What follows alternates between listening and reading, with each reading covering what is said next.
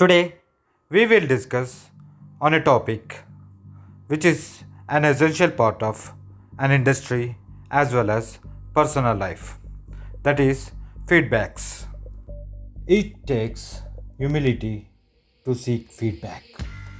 It takes wisdom to understand it, analyze it, and appropriately act on it.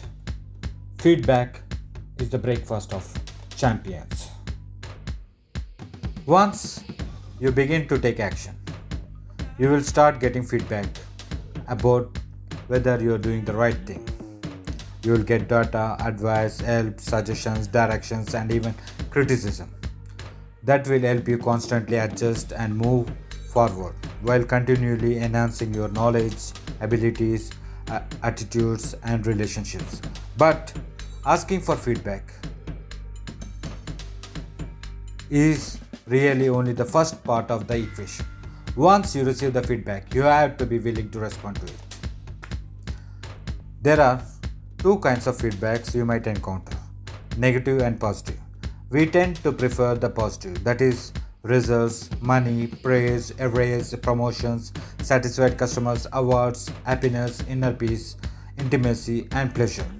It feels better. It tells us that we are on course, that we are doing the right thing. We tend not to like negative feedback, such as lack of results, little or no money, criticism, poor evaluations, being passed over for a raise or a promotion, complaints, unhappiness, inner conflict, loneliness, and pain. However, there is as much useful data in negative feedback as there is in positive feedback. It tells us that we are, of course, headed in the wrong directions, doing the wrong thing. This is also valuable information. In fact, it is so valuable that one of the most useful projects you could undertake is to change how you feel about negative feedback. I like to refer to negative feedback as information about improvement opportunities. The world is telling me where and how I can improve, what I am doing. Here is a place I can get better. Here is where I can correct my behavior to get even closer to what I want: more money, more sales, a promotion, a better relationships, better grades, or more success in on the athletic field. To reach your goals more quickly, you need to welcome, receive, and embrace all the feedbacks that comes your way.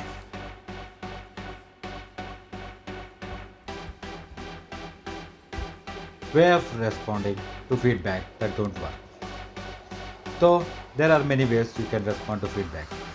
Some responses simply don't work, such as caving and quitting,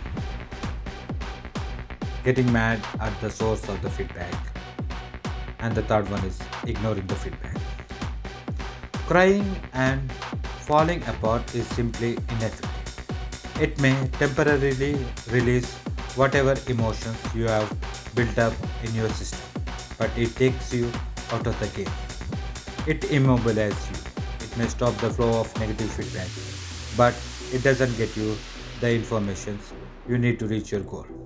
You can't win the game of life if you are not on the playing field. Getting angry at the person giving your feedback is equally ineffective. It just makes the source of the valuable feedback attack you back or simply go away. What good is that? It may temporarily make you feel better, but it doesn't help you become more successful. Remember, feedback is simply information. You don't have to take it personally. Just welcome it and use it. The most intelligent and productive response is to say thank you for the feedback. Thank you for caring enough to tell me what you see and how you feel.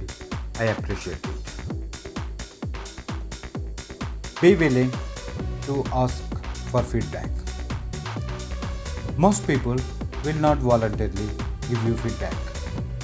They are as uncomfortable with possible confrontation as you are. They don't want to hurt your feelings. They are afraid of your reaction. They don't want to risk your disapproval. So, to get honest and open feedback, you are going to need to ask for it and make it safe for the person to give it to you. In other words, don't shoot the messenger and don't argue with them. Just say thank you. A powerful question to ask your family members, friends, and colleagues is, how do you see me limiting myself? You might think that the answer will be odd to listen to, but most people find the information so valuable that they are grateful for what people tell them. Armed with this new feedback, you can create a plan of action for replacing your limiting beliefs and behaviors with more effective and productive beliefs and behaviors. Most valuable question you may ever learn.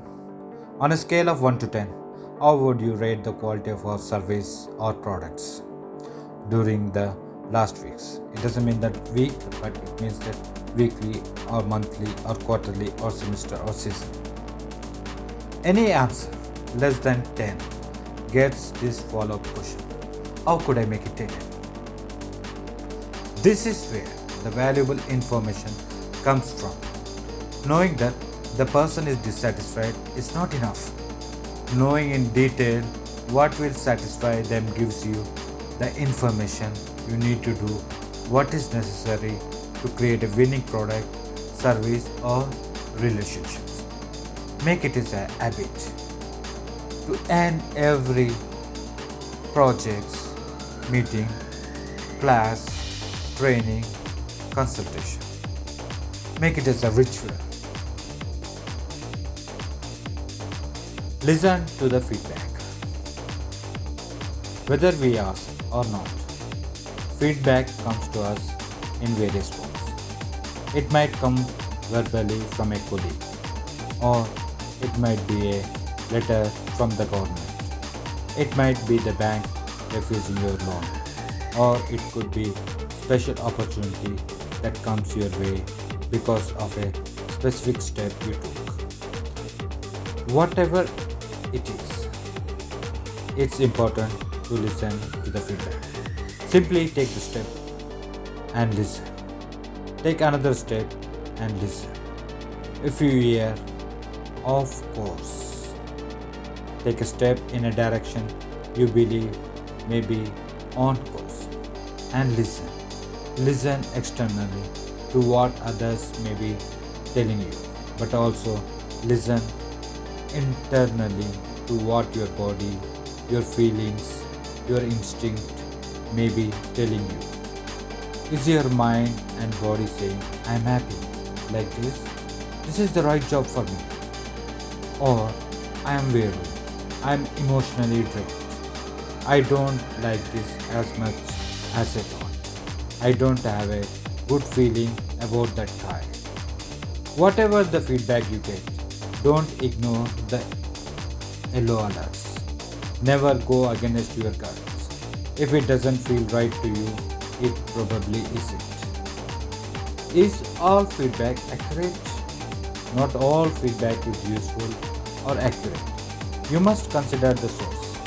Some feedback is polluted by psychological distortion of the person giving you the feedback.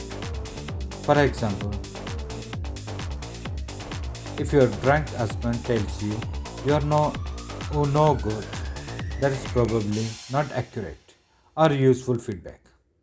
The fact that your husband is a drunk and angry, however, is a feedback you should listen to. Look for a pattern. Sometimes people will be saying one time, two time, three time the feedbacks. You should take those feedbacks into the account and take appropriate action.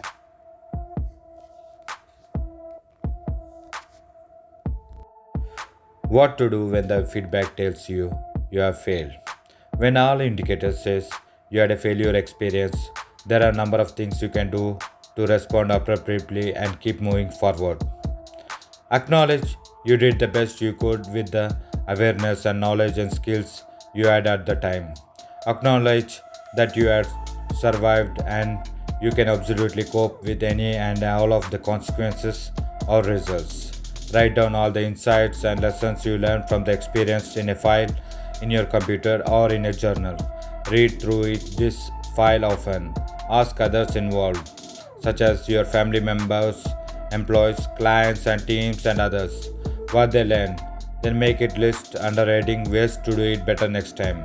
Make sure to thank everyone for their feedback and their insights. If someone is hostile in the delivery of their feedback, remember that is an expression of their level of fear, not your level of incompetence or unlovability. Just take in the feedback, use whatever is applicable and valuable for the future, and discard the rest. Clean up any messes that you have been created and deliver any communication that are necessary to complete the experience, include any apologies or regret that are due. Do not try to hide the failures. Take some time to go back and review your success. It is important to remind yourself that you had many more success than you had failure. You have done many more things right than you have done wrong. Regroup, spend some time with the positive, loving friends, families, and co workers who can reaffirm your worth and your contributions. Refocus on your visions, incorporate the lesson learned, recommit to your original plan, or create a new plan of actions and then get on with it. Stay in the game, keep moving towards the fulfillment of your dreams. You are probably going to make a lot of mistakes along the way.